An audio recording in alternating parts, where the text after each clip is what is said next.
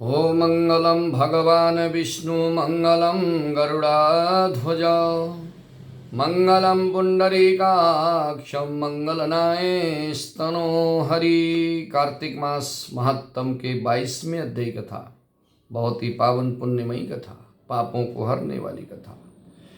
उसके उपरांत राजा पृथु ने कहा कि हे नारद जी, आप कृपा करके मुझको ये बताइए कि वृंदा को मोहित करके विष्णु जी ने क्या किया और फिर वो कहाँ चले गए।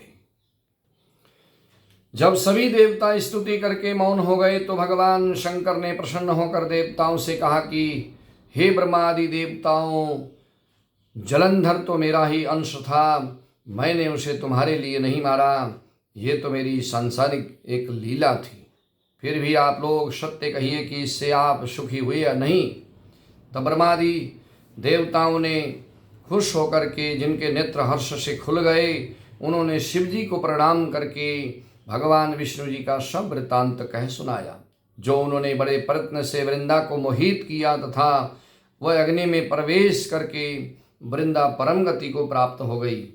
देवताओं ने यह भी कहा कि तभी से वृंदा की सुंदरता पर मोहित होकर के भगवान विष्णु उनकी चिता की राख के पास बैठ करके चिता की राख को अपने शरीर में लपेट करके इधर से उधर घूम रहे हैं और वहीं बैठे रहते हैं जहाँ पर वृंदा की चिता की राख पड़ी है। अतः आप उन्हें समझाइए, क्योंकि ये चराचर प्रकृति आपके अधीन है।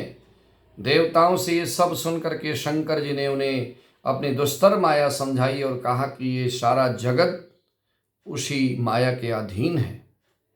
उसी से मोहित विष्णु भी काम के वश में हो गए हैं, परंतु महादेव जी उमा त्रिदेवों की जननी, सबसे परे वे मूल प्रकृति परम मनोहर और वही गिरिजा जो कहलाती हैं, विष्णु जी का मोह दूर करने के लिए आप सब उनकी शरण में जाइए। प्रसन्न हो जाएंगी तो आपका सब काम सफल हो जाएगा। शंकर जी की आज्ञा से सभी देवता मूल प्रकृति को प्रसन्न करने के लिए चल पड़े। उनके पास पहुंच करके स्तुति की।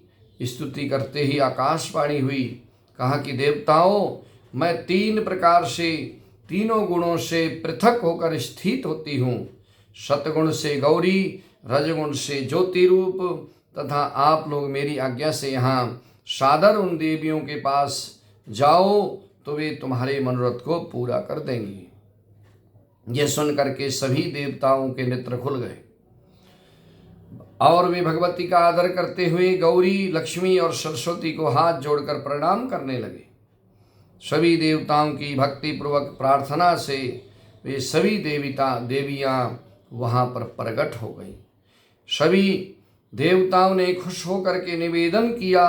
तब देवियों ने कुछ बीज दे करके कहा कि इन्हें ले जा करके विष्णु को दे दो, तुम्हारे सब काम सिद्ध हो जाएंगे। ब्रह्मादि देवता उन बीजों को लेकर विष्णु जी के पास पहुँचे और उन्होंने बीजों को वृंदा की चिता भूमि में डाल दिया। उससे धात्री, मालती एवं तुलसी प्रकट हुई। विष्णु जी ने ज्यों ही उन स्त्री रूप वाली वनस्पतियों को देखा तो वहाँ से उठकर बैठ गए। कामाशक्त चित्त से मोहित होकर उनसे याचना करने लगे। धात्री व तुलसी ने उनसे प्रीति की तो विष्णु सारा दुख भूल करके देवताओं से नमस्कृत होकर के अपने लोक में चले गए। वे पूर्ववत सुखी होकर शंकर जी का स्मरण करने लगे। ये आख्यान शिव की भक्ति देने वाला है।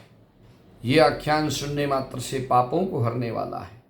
ये कथा पुण्यमयी कथा भगवान शिव की भक्ति, भगवान विष्णु की भक्ति देने वाला, सभी मनोकामनाओं को पूर्ण करने वाला, पाप ताप संताप कष्टों को हरने वाला है। शंकर भगवान की जय हो, विष्णु भगवान की जय हो।